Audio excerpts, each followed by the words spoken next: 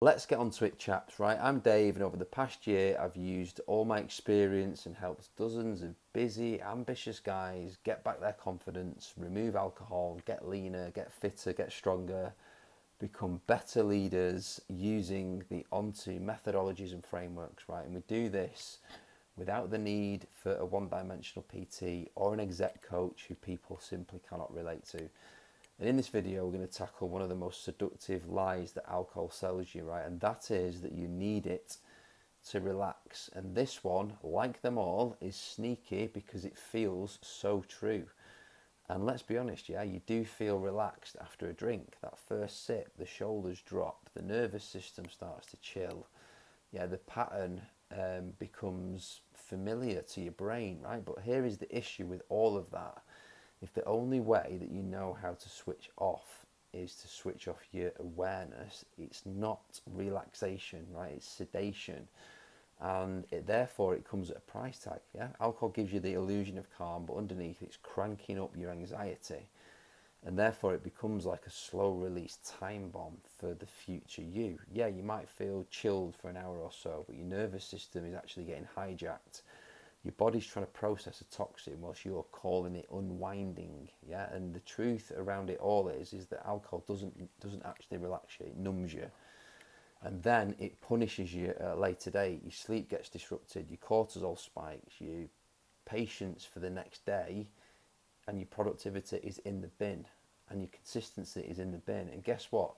You then need another drink the following day to relax again. So it's not about being calm. This is about being stuck in a cycle, and that's the reframe. So write it down. Yeah, the shift I want to offer you around all of this is a powerful belief that alcohol creates short-term relief, but it's at the expense of my long-term peace. Okay, so you think you're relaxing, but what you're actually doing is avoiding whatever it might be, the hard conversations, avoiding being present, avoiding the actual work of recovery, breath, stillness, reflection, whatever it might be. Okay, and the twist that I'm seeing now with the guys that I coach who have removed alcohol is that they are calm by default, not by a chemical.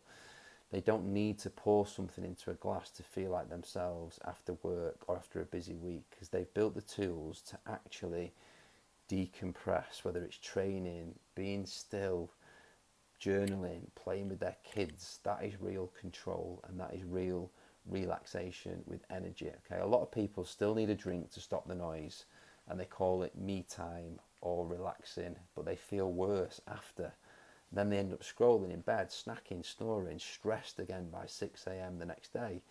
Okay, inside of Onto, we do things differently because we use movement, structure, self-respect, and discipline to decompress. So we wake up the next day proud, energized, and not panicked, and we build peace through that discipline, not through dependency. Okay, one of the lads said to me recently in the group, mate, I used to think I was relaxing, but now I realise I was just hitting the pause button on a shit reality. That one stung for me because I'd been there too, right? Alcohol might take the edge off tonight, but it robs your energy, your recovery, your patience, and your sharpness for the next day.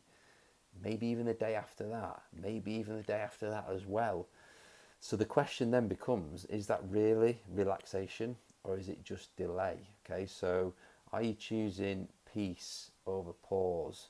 Are you choosing your own leadership over just loops that just aren't serving you anymore? Okay, those are the questions you've got to ask yourself. I'll see you in the next one.